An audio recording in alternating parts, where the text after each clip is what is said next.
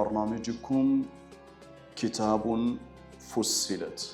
نفس መቀመጫው የት ነው በነፍስና በሩህ መካከል ያለው ልዩነት ምንድነው እኔ ያልሻትን አይተሻት ታውቂያለሽ አታውቂም እኛ ማንን እኛ ነፍስ ነን አንቺ ነፍስ ነሽ እኔ ነፍስ ነኝ ለዛ እኮ ነው አንቺ ማለት የመጨረሻ ዘውስብስብ ፍጥረት አንተ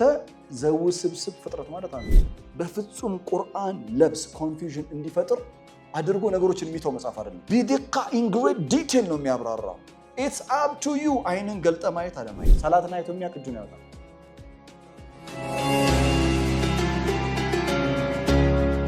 ያ አዩሃ الذين آمنوا በደምኮ በክብር ጠርቶ ነው በክብር ጠርቶ ወገብህን ነው የሚደበቅ ዲን የሚያስፈልግ ነፍሶች ከተፈጠሩ በኋላ አላህ ለነፍስ ሻሃዳ ሲዟታል ለሁሉም ነፍስ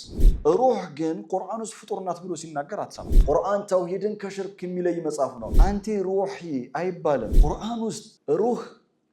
ትወጣለች የሚል ጥቅስ አንብባችሁ ታውቃላችሁ በቀን 5 ጊዜ ሰላታቸው ውስጥ ስጁድ ሊያረጉ ይችላል ግን ለአላህ ዝቅ ያሉ ላይሆኑ ይችላል መስጂድ ውስጥ ሆኖ ቀትል ነፍስ ሊኖር ይችላል ሩህ ፊዳ አይሆንም ነፍስ ነው ፊዳ የምትሆነው በእድሜና አንቺ እኩል ነን በነፍስ ምንም ያህል አንቺ ደግና ጥሩ ሰው ብትሆኚ በጠማማ መንገድ እንጂ ማየት የማይችሉ ሰዎች አሉ ጅስም በደን ነፍስ ሩህ